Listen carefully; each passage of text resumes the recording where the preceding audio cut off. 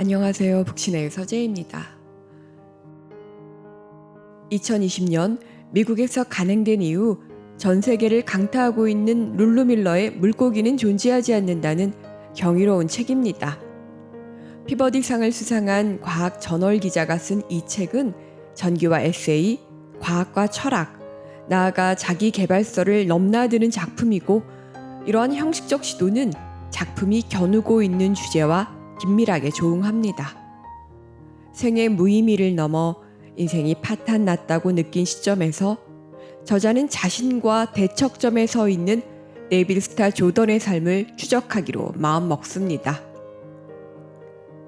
전 세계 어류의 5분의 1의 이름을 붙인 그는 혼돈이 지배하는 이 세계에 질서를 세우고자 하는 불굴의 화신이기 때문입니다.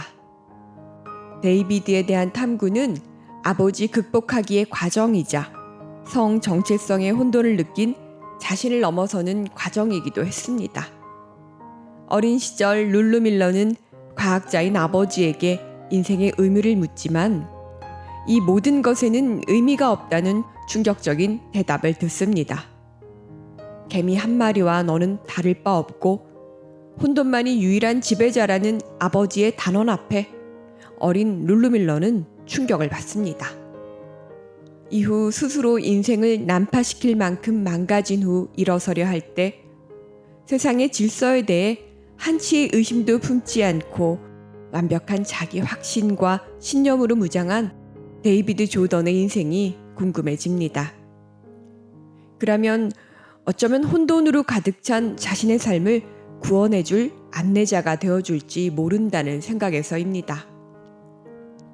전기 형식 속에 그려진 분류학자이자 스탠퍼드대 초대 학장인 데이비드 조던의 삶은 경악 그 자체였습니다. 그는 과학이라는 이름의 신념과 자신에 대한 터무니없는 자부심으로 양심의 가책 없이 숱한 폭력과 살인까지 저지른 사람이었고, 자연 속에 사다리가 내재해 있다는 믿음의 확장판인 우생학의 선봉에 섰던 자였습니다. 그리고 그의 영향하에 수많은 이들이 유전적 정화를 위해 희생되었습니다. 영국의 과학자 프랜시스 골턴에 의해 만들어진 우생학을 말하기 위해서는 다윈의 종의 기원으로 거슬러 올라가지 않을 수 없습니다. 19세기 말 생물의 배열을 결정하는 자연 선택의 힘이 존재한다는 다윈의 이론은 혈통과 결부에 인류 역시 지배자 인종이 있다는 논리로 급선회하기 시작합니다. 다윈은 전통적으로 하나의 종으로 여겨져 온 생물들에게서 수많은 다양성을 목격했고, 종들 사이의 경계선에 대해 회의를 품었을 뿐만 아니라 분류학자들이 본질적으로 불변의 것이라 믿었던 분류 단계인 종속 과목 강문계를 인간의 발명품이라 선언했지만, 인종 간 계급차가 정치적 담론으로 요구되었던 제국주의 시대에 그의 이론은 오독되었습니다. 우생학자 프랜시스 골턴과 데이비드 조던은 다윈의 종의 기원의 핵심인 변이를 폐기했습니다. 모두가 한 형질을 갖는 동질성은 자연의 힘에 취약하게 노출된다는 점에서 다른 유형 간의 이종 교배로 얻어질 수 있는 유전자 풀의 다양성이 생존의 핵심이라는 다윈 이론은 부적격자의 도태와 최적자 진보라는 사회 다윈주의 앞에 감추어졌습니다. 다윈은 사다리는 없다를 넘어 나투라 논 파시살툼, 즉 자연은 비약하지 않는다라고, 생명의 위계사다리란 상상의 산물일 뿐이라고 외쳤지만 외로운 메아리였습니다. 단계별 진화로 이루어진 사다리 모양의 위계 질서는 생명체 간 우열을 만들어내었고, 그 분류하에서 어떤 인종 혹은 장애인이나 가난한 자 또는 성적인 전형에서 벗어난 이들은 퇴출 대상이 되었습니다. 우생학이 득세하던 시기 우수혈통의 보존이라는 미명하에 무수히 많은 강제 불임 시술이 행해졌고, 지금도 혈통을 중시하는 우생학의 이데올로기는 사라지지 않고 있습니다. 데이비드 스타조던이 양성애자인 저자나 자폐적 특징을 보이는 저자의 언니를 보았다면 부적합자라며 불쾌했을 것이 분명합니다. 데이비드는 위계 사다리를 결코 폐기할 수 없었습니다. 그에게 사다리를 폐기하고 개미와 인간은 우열을 나눌 수 없는 오랜 세월 각자의 환경에서 가장 적절하게 진화한 최종 생명체라는 개념을 받아들이라는 것은 완벽한 카오스일 테니 말입니다. 데이비드에게 자연 질서는 삶의 목적이자 의미였습니다.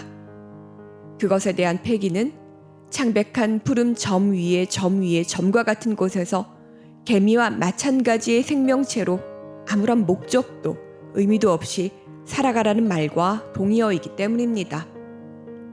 다시 말해, 너는 중요하지 않아의 삶을 받아들일 수 없기 때문입니다. 그런 점에서 룰루 밀러나 데이비드 역시 같은 것을 갈망한 이들입니다. 하지만 저자는 혼돈을 이길 방법은 없고 제 삶을 이끌어줄 마법의 주문도 안내자도 없다는 현실을 받아들이기로 합니다. 저자는 1967년 당시 부적격자들이 모인 수용소에서 강제로 불임 시술을 받았던 애나를 찾아냅니다. 애나가 수용소 안에 들어온 것은 고작 7살 때 부모로부터 방치된 채 형제들과 벌거벗고 노는 것이 목격되었기 때문이었고, 단지 그 이유만으로 인류에 대한 위협으로 간주되어 수용소에서 강제 노동에 시달리다 불임하를 당해야 했습니다. 그녀가 버틸 수 있었던 것은 그녀의 보살핌을 필요로 했던 수용소 내 메리가 있었기 때문입니다. 저자는 노년이 된 이들에게 묻습니다. 어떻게 계속 살아가시는 거예요? 라고 말입니다. 메리와 애나는 서로가 있기 때문이라 답합니다. 이것이 핵심입니다. 삶의 의미는 자족적으로 오는 것이 아닌 다른 무언가의 관계 속에 비롯한다는 점입니다. 우리가 중요하지 않다는 사실은 우주의 냉엄한 진실입니다. 흔적도 없이 사라질 존재인 인간은 거대한 우주의 역사를 생각하면 티끌보다도 못한 존재들이 맞습니다. 하지만 우주라는 거대 질서 속에서 무의미하다고 해서 개별자의 삶 역시 그렇다는 것은 아닙니다. 이제 저자는 생의 무의미를 말한 아버지에게 반박할 말을 찾아냅니다. 인간이라는 존재는 실질적이고 구체적인 방식으로 이 지구에게, 이 사회에게, 서로에게 중요하다라고 말입니다. 그리고 민들레 원칙이라는 철학적 개념을 끌어옵니다. 민들레는 어떤 상황에서는 추려내야 할 잡초로 여겨지지만 다른 상황에서는 경작해야 하는 가치 있는 약초로 여겨지기도 한다는 점에서 말입니다. 인간의 지력으로는 복잡 다단한 자연계의 생태를 절대 이해할 수 없습니다. 인간의 자의식은 생명계의 근원과 질서를 알 수 있다는 오만함이 아닌 자연에 대한 경의와 겸손한 태도로부터 비롯해야 합니다. 그러한 자세만이 후손들이 살아갈 이 땅에 깊은 자취를 남기지 않습니다. 자연계의 금을 긋는 분류학 작업은 창조주의 생각을 인간의 언어로 번역하는 일이라는 점에서 분류학자는 곧 신의 대리자가 됩니다. 인류가 가장 월등한 존재라는 자명한 진리하에, 그리고 강철 의지와 뛰어난 지력을 겸비한 데이비드 같은 인간이 물고기에게 네이밍을 하는 일은 자연계의 질서를 세우는 숭고한 일로 위장됩니다. 하지만 이름을 붙이고 분류를 하는 일들은 우리 인식에 큰 흔적을 남깁니다. 이름으로 불리는 순간 개념이 되고 실제가 되기 때문입니다. 바닷속에 사는 어떤 생명체가 어류라고 명명되는 순간 수많은 미묘한 차이들이 사장됩니다. 진실은 데이비드의 일평생 업적인 어류라는 범주하는 인간의 망상에 불과하다는 점입니다. 형질을 따지는 분기학의 관점에서 보면 물속에서 헤엄치는 생물 가운데 다수는 자기들끼리보다 포유류에 더 가깝습니다. 이 책은 말미에 이르러 제목 그대로 물고기는 존재하지 않는다의 결론으로 독자들을 인도합니다. 문제는 물고기라는 자명한 세계를 지우고 나서 어떻게 혼돈 속에 살아가야 할지입니다. 불확실성은 고통과 공포이기 때문입니다. 지성은 직관에 의존하고 편향에 쏠리는 사고가 아닌 반성과 탐구의 여정 속에 있습니다. 진보로 나아가는 진정한 길은 확실성이 아니라 회의로, 수정 가능성이 열려있는 회의로 닦인다라는 저자의 말은 깊은 울림을 줍니다. 과학은 과학이라는 이름만으로 절대 진리가 될 수 없습니다. 정설이라 여겨졌던 과학계 이론 역시 또 다른 가설에 의해 도전받고 폐기될 수 있습니다. 의심의 창을 닫아 걸은 도그마가 되어버린 진리는 무지의 다른 이름입니다. 룰루 밀러는 사회에서 부적응자 취급을 받던 언니 이야기로 이야기를 맺습니다. 큰언니는 물고기라는 범주를 놓아버리는데 아무런 문제가 없었습니다. 그녀에게 그 일이 쉬울 수 있었던 것은 인간은 원래 곧잘 틀리잖아를 온몸으로 겪어왔기 때문입니다.